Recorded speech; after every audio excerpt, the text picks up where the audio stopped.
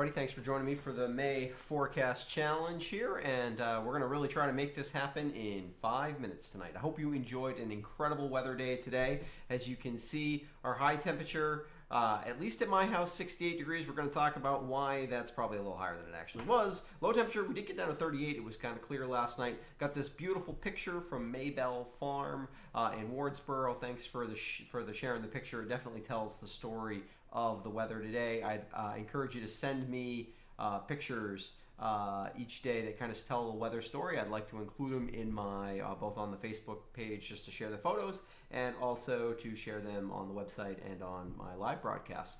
We didn't get any rain after midnight last night. We did pick up a couple hundredths after my forecast last night, so we got almost half an inch yesterday. One thing I wanted to show you before we get into looking at the forecast particulars is the new website.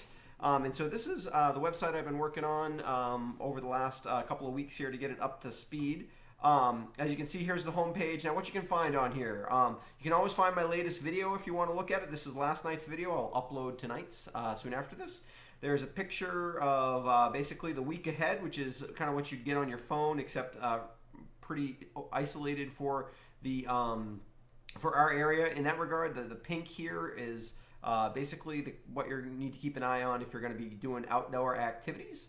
And then any of the little flags here are things just to keep an eye on that may interrupt daily routine. So greens are low level events, yellows will be medium events, and red would be high impact events. As you can see, this time of year we don't tend to have a lot of high impact events unless they're thunderstorms, and there's none of those coming anytime soon. We could get some frost on Monday into Tuesday, so if you've got plants out, keep an eye on that as we go. So with that in mind, let's look at the weather together. So, as you have probably noticed, this satellite image is from a little bit earlier today, and as you have noticed, the clouds have started, high-level clouds have started to roll in a little bit, unfortunately taking away the best of our weather. But you can see these clouds over here that are coming in. This is basically a warm front that's coming in from the Great Lakes region, and it isn't going to be ushering in that significantly warmer air. It'll be a little warmer, but mostly clouds. You can see that it's broken. And that will be the case tomorrow too. We're going to have those clouds with us. We could get a sprinkle. There's a couple of sprinkles happening under here. We'll look at the radar in a bit. But we are not looking at a widespread rain by any stretch of the imagination. And so hopefully what is going to happen is we'll get a few breaks of sun. And if we see any breaks of sun, we could be even warmer today. Oh, I forgot to mention. See, this is it's a work in progress, learning how to do this. Back here on my daily when I talked about the high temperature today, 68 at my house. Why did I see 68 even though the high was probably really only 63, 64? So I have a halfway decent weather station, but it's not a real high-end one. And what happens with weather stations and temperatures is if you just put a thermometer out in the sun, the air inside the thermometer, whether it's a spring one that would have an arrow on it or even one that's got, those are kind of the worst, but the air inside there heats up almost like in a greenhouse effect, and so it shows that it's warmer than it actually is. Whoops, sorry, I'm coming off screen there. Mine does have a little shade over the top of it, but it's still pretty small. So, like I said, it tends to read on a full sun day 3, 4, sometimes 5 degrees warmer than it actually is. So I wouldn't actually trust that 68 today. I was outside. It was nice, but I don't think it was quite 68 degrees. Okay, back to temperatures all across the nation. And you can see that we had our temperatures. This is earlier this afternoon. We were in the 60s over most of New England. Like I said, you can see a few rain showers with those clouds. We will get a sprinkle or two, but I think it's going to be pretty minor. And the best chance for the sprinkle comes tomorrow morning. So then the weather should get better in the afternoon with most of the breaks of sun in the afternoon. So tomorrow afternoon, I would not cancel any outdoor plans.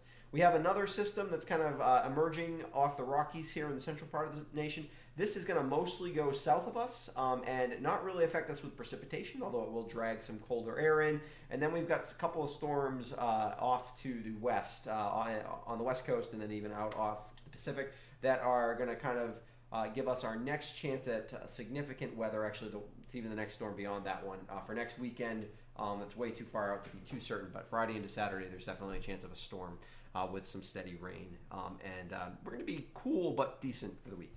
Let me show you exactly kind of why that's happening.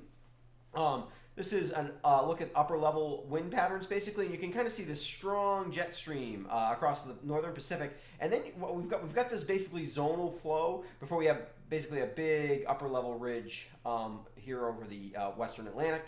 And we've got a little bit of trophiness still here.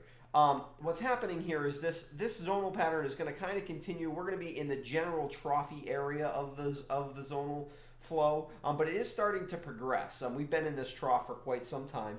And so that's why this week we're going to get lots of little hits of clouds. Mostly it looks like most of the precipitation is going to dive south of us, but that should keep us kind of in pretty good weather. So what does that look like in terms of the week ahead? So in terms of the week ahead, we're looking at sun and clouds, quick chance of a shower tomorrow, temps in the upper 60s. Good day to be outside, particularly in the afternoon. Cold front moves through with clouds in the morning. They should give way to sun and breezy conditions in the afternoon. There'll still be some clouds, sun and clouds. Highs in the mid-50s. We will have a chance at frost Monday night into Tuesday. Temps will be, overnight lows will be in the lower 30s that morning. So if you've put any of your flowers out or anything like that, you might want to bring them in just for the night. And then we're going to be kind of cool but okay this week. A lot of temperatures, quite a bit of sun, clouds mixed in for a lot of days. Tuesday, Wednesday, Thursday are kind of similar days with temps in the mid to upper 50s most days, which is not too bad.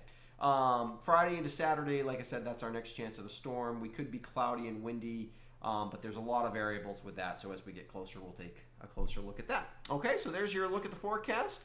And I hope you're having a good night and staying healthy. And here's just some links if you want to help with my monthly challenge to raise money for the Neighbors Pantry in Londonderry, Vermont. This is what you can do. You can visit the website, which will give you more information about what I'm doing there. The homepage, the very front page there has the video of what I'm trying to do this month. And you can also support me as a patron on the link below. And any money that I raise this month will go to will go to the Neighbors Pantry. And if you want to continue supporting me as a patron after that, it will help me improve some of my equipment and continue to provide you with forecasts. Hope you're staying safe, and we'll see you again real soon.